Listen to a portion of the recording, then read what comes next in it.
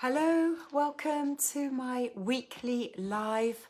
And we're now in July 2021, and I can't believe this is now 18 months since I started doing my weekly Facebook lives, which I do nearly the whole year through, other than when I have other commitments and away on holiday. So thank you for all of you who enjoy watching these. Give me some feedback on these, whether you're watching them live through Facebook, catching up on Facebook, in my YouTube channel, or some of them which of course are now on my in my podcast on my website. So thank you for listening to these, watching these, and giving me feedback.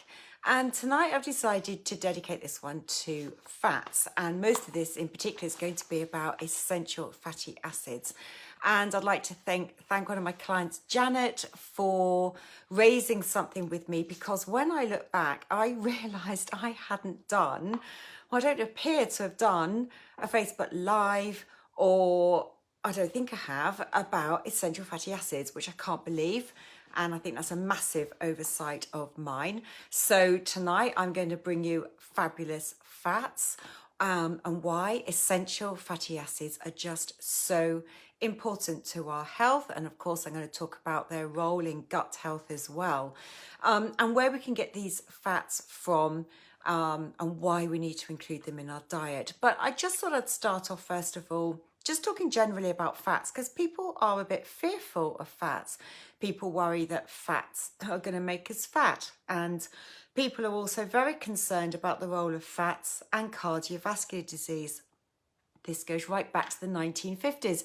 Ansel Keys did some research, which has now been sort of debunked, although that's not necessarily what you see all over when you start Googling about saturated fats. But, you know, his research back in the 1950s linked saturated fats to increased cholesterol and to cardiovascular disease. And this has now been, the myth has been, it's been disproved. There's a lot of research to show that's just not the case at all. And we don't need to be fearful of saturated fat, but that's not really what I want to talk about tonight. I just will say that actually, you know, cholesterol and raised cholesterol in the body, it's far more complicated than just talking about what you're eating. And I have in the past couple of months or so done a post and a Facebook Live about cholesterol, which you'll find on my YouTube channel, Peyton Principles Natural Health, or as a podcast on my website. And cholesterol, of course, is the reason why cholesterol gets raised. It's all to do with the management through the liver and eliminatory channels. So I'll just park that one for the moment. And fats do not need to be feared, and fats do not make us fat. But what I really want to go on and talk about tonight is the role of essential fatty acids in the diet, those being omega-6 and omega-3. And I'm sure those are names that you will have heard about. You understand, I'm sure, that actually, yes, these are the good fats. These are the fats that we do need in our diet. But I just want to go and explain this in a bit more detail, because I think some of this information is going to surprise you a little bit.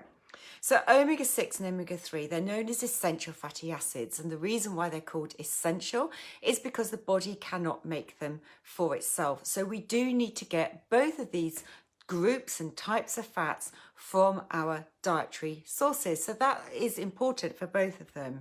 Now, omega-6 is found in plant-based foods like nuts and seeds. We find it very rich in flax seeds and chia seeds. I'm sure you'll have heard about those. And of course, chia seeds is this sort of superfood that we've come to learn and love in recent years.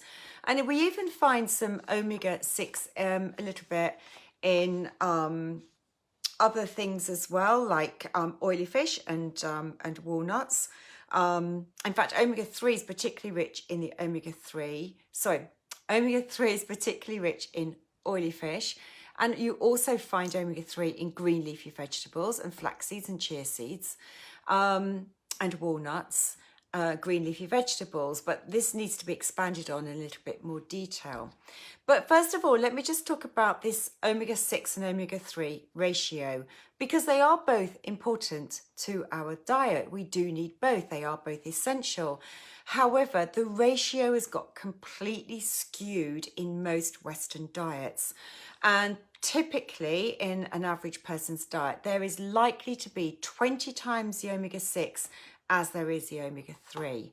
But an ideal ratio is a 1-to-1. We should have equal intake of omega-6 and omega-3.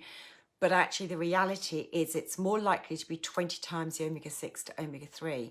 And what this does is it creates a pro-inflammatory state in the body. I really mean that, is that too much omega-6 creates inflammation in the body. And the reason being for this is to do with the pathways, the chemical pathways that it goes through in the body. And the omega-6 will end up going down a pro-inflammatory pathway that creates these pro-inflammatory messengers. They're a bit like hormones, but they're chemical messengers that tells the body to be inflamed. And so if you can imagine a 20-to-1 ratio of omega-6 to omega-3, boy, could that be creating excess inflammation in your body. So just be aware of that. Now, omega-6 is found a lot in processed foods. Sunflower oil. Sunflower oil is found in a lot of processed foods, and you may read a label and think, oh, sunflower oil comes from sunflower seeds. Oh, that's really healthy. You know, we eat sunflower seeds. I tell clients to eat nuts and seeds, but that is pro-inflammatory when we eat a lot of it, and it's often through our processed foods that we are getting too much of this omega-6 in the diet. So when we start to look at labels, and we might look at crisps, even things like hummus, we might look at pies, things like that. If you start looking at going to the supermarket and picking up foods and reading the labels, you might start to notice how much omega-6 is in some of these more processed foods in the diet. And that is often through the manufacturing process where we're getting too much omega-6. Now, in addition to its pro-inflammatory state, omega-6 is not great when it's treated and cooked at high temperatures. It breaks down and gives off free radicals. These free radicals create damage to our cells in our body. So it's another reason why we don't want processed foods with high intake of omega-6, which has been heat treated, because there could be too many free radicals from those sources of fats. So omega-6, just be careful of those. Now, omega-3s, I'm sure you've all heard about omega-3s, and you may look at supplements and it will say, you know, omega-3, you know, high intake of omega-3, and you'll think, brilliant, you know, that's what I need and that's going to be healthy. But I need to explain this in a little bit more detail. Now, omega-3 fats, there are three main types of these. We've got ALA, that's the main one which we're getting from our foods and often in our supplements. But there's two other really important omega-3 fats, and these are your EPA and your DHA fats. They've got very long names that I'm not going to go into here, but EPA and DHA are the sort of really important ones and the key ones to look out for. Now, the ALA omega-3 fats are found in some nuts and seeds and the green leafy vegetables and the walnuts. Now, you'll particularly find the ALA omega-3 fats rich in flax seeds. And so people, maybe the vegans, or if you're eating flax seeds thinking it's a great source of omega-3, there's a little bit of information that I need you to be aware of which isn't so great. And that is that the conversion in the body from ALA fats into these very important EPA and DHA fats is very, very poor. What happens is ALA gets converted, or the body will try and convert to EPA and DHA, but only about 10% of your dietary intake of this ALA omega-3 type fat is going to be converted into EPA and DHA. So that's not great. If you're going to be vegan, vegetarian, or eating lots of flax seeds, thinking you're going to be doing, you know, great benefits to your body, the word of caution is that actually, whilst there are other benefits to eating flax seeds, in terms of its great benefits from the fat point of view, unfortunately, it is just not the case. The main source of EPA and DHA is coming from your oily fish. This is your sardines, your mackerel, your salmon, and your herring. These are the ones that are rich in EPA and DHA fats, and these are the ones that we need to eat Ideally 3 portions a week to really benefit the body. 3 portions of salmon, sardines, mackerel and herring. Yes, I know some people don't like them. You might struggle to get that much into your diet, but I do need to talk about the benefits of these, because I think sometimes, you know, the education, that's what I try and give you, and explaining why these fats are so important to our health, these EPA, DHA fats, just why they are so important to our health, to try and encourage you to eat more of these in your diet on a weekly basis. So, first of all, they are anti-inflammatory. So I've spoken about omega-6 fats go down a pro-inflammatory pathway in the body. The omega-3 fats go down an anti-inflammatory pathway in the body. Now, if I was to tell you that for many people, we are living in a chronic state of low-grade inflammation in the body, which is what's driving so much of our disease state today. So many of our disease states are from inflammation in the body. So we need to try and pack in more of these anti-inflammatory fats into our diet, hence the 3 portions of oily fish a week. So first and foremost, we have to think about the anti-inflammatory fats from EPA and DHA. Now, what else do these fats do? Thinking about the brain. Our brain is 60% EPA, DHA fats. They are important for the structure of the brain. So from the fetus and the baby in the development stage, they need a lot of DHA fats that they're going to take from the mother. And then through our life cycle and, you know, through the ages, through the structure and functioning of the brain, we're going to need a lot more, less DHA, but we need it, but also a lot of EPA fats. And they're important for our cognition, for our memory, for our mood. They help to just keep the brain functioning well. So we need these fats for brain health. We also need them for our eye health. So the retina is a very sort of fatty layer, needs these good fats. And age-related macular degeneration, AMD, which we may worry about as we get older, we need these EPA, DHA fats to help us. They're not the only nutrients, but they are very, very important to help protect us from AMD later in life. Now, our nerve endings, every nerve ending has a really fatty layer over the end of it, the myelin sheath. It's a really fatty layer, and that fatty layer helps to drive the electrical signals that are passing from one end of the myelin sheath and jumping over the synapse to the next nerve fiber. And that's what carries our nerves around and the electrical signals around our body. That fatty layer needs these essential fats for good transmission of nerve chemical going across there. Cell membrane. So there's this sort of double bi-fatty layer in the middle of which is cholesterol. So cholesterol is important in many ways for our health, but this fatty layer is made up with, needs a lot of these EPA, DHA type fats. This is what keeps the cell membrane porous, and we need a porous cell membrane to enable nutrients to pass into the cells and for toxins to come out. And if you're trying to lose weight, it enables the fats that we're trying to break down to come out of our cells. So we need a porous cell membrane, and therefore we need these fats for that purpose. When we come onto the gut lining, the cells lining the gut, they are replaced every 4 days because there's so much wear and tear with food and waste passing through our digestive tract. So those cells, of course, being replaced, and I've just mentioned about the cell membranes. So to keep our cells healthy in the gut lining, we need good fats. And some fats, if we don't have enough of them and it struggles, the cells are going to struggle to be replaced, we can end up in a situation with what we call intestinal permeability.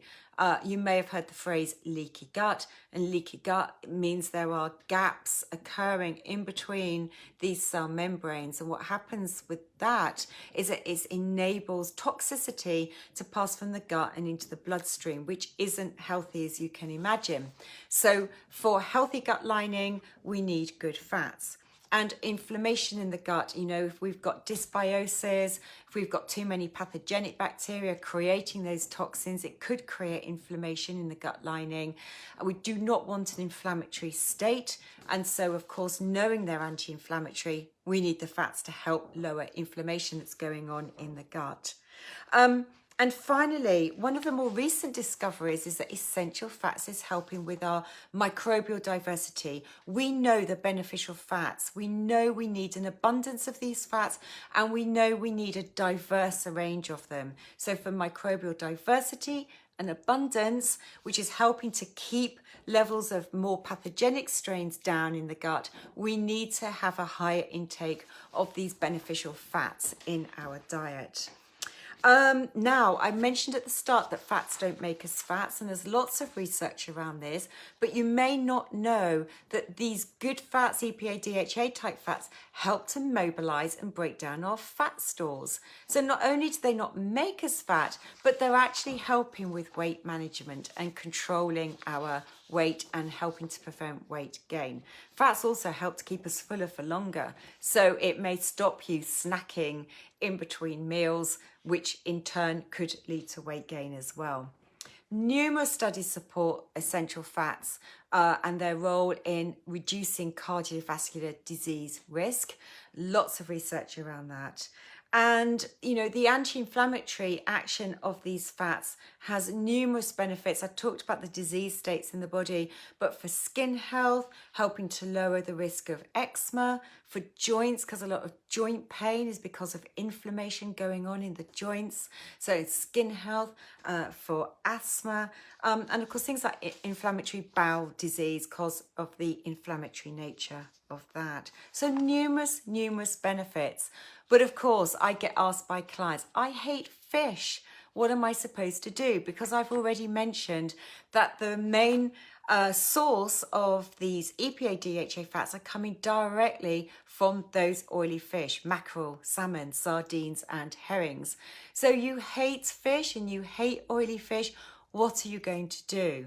Well, unfortunately, there is no easy answer to this other than saying that you really need to supplement. You need a really good quality fish oil supplement, and you need to be getting 700 to 1,000 milligrams of fish oils in the form of EPA DHA. So don't go looking at the omega-3. You need the EPA DHA on the label. If you are vegan and vegetarian and you just don't want to have the fish oil, fortunately, there are now alternatives out there on the market. In recent years, the supplement manufacturers have done a great job in sourcing algae-based sources of EPA DHA, because it's from the marine sources that we get EPA DHA. So the algae sources are a great source of EPA DHA. The levels in the supplements are lower, so you may need to look to intake more capsules, but you can get algae-based formulas. Now, one word of caution when we're thinking about eating fish, when we're thinking about supplementing with fish oils or even algae-based formulas, is the fact that without any doubt, our seas are quite polluted today. So we need to be very careful. We need to look really carefully about where we're sourcing our fish from and looking at our supplements. Now, the problems with the pollution in our sea is high levels of heavy metals, particularly mercury, and things like PCBs. So we want to be able to look for sources that are very low. You can look at online and find guides that will help to guide you with looking for fish that have much lower levels of mercury. The very big fish that eat all the smaller fish, so they're much what I call lower down in the food chain. Big fish like marlin and shark and swordfish and tuna, those are the ones that are really polluted with things like mercury. But the tiny fish at the top of the food chain are not. So, and going beyond that, I have found that wild Alaskan salmon is a good source, one of the least polluted sources of salmon. North Atlantic mackerel, again, has lower levels of mercury, much lower levels of mercury. And sardines, because they're not a big fish, tend to be, again, very low in levels of mercury. You know, when I look at this, you might think, well, why would I eat fish at all? You know, I don't want any mercury. But equally, I could be talking about rice and arsenic. You know, we've got toxicity all around us. What we want is a healthy liver. So maybe that's another post for me to do one of these weeks. We need a healthy liver to be able to detoxify these things out of the body. And when we come to look at supplements, we need to be looking carefully at the brands. We need to make sure they are really good quality supplements, quality assured brands that are going to screen the fish for toxicity and heavy metals. And the good quality brands that do this are going to talk about it. So when you're looking for good brands, have a look for that. So I know automatically brands like BioCare, Lambert's, Cytoplan, Viridian. There are going to be more, Igenis. They're all good brands that will be screening their fish for heavy metals and their algae-based sources as well. So you want to look for low levels of toxicity. You're looking for the purity of your brands. So I hope that's been really helpful for you today. I hope that's helped you understand just why it's so important to get EPA, DHA fats into your diet and ways that you can do that even if you don't like oily fish and even if you're vegan and vegetarian. So have a fabulous week, everybody. I won't be back next week. It's my twin daughter's 21st birthday. So there are celebrations going on in my household next week. So I will catch up with you the week after. Have a lovely couple of weeks, everybody, and take care. Bye.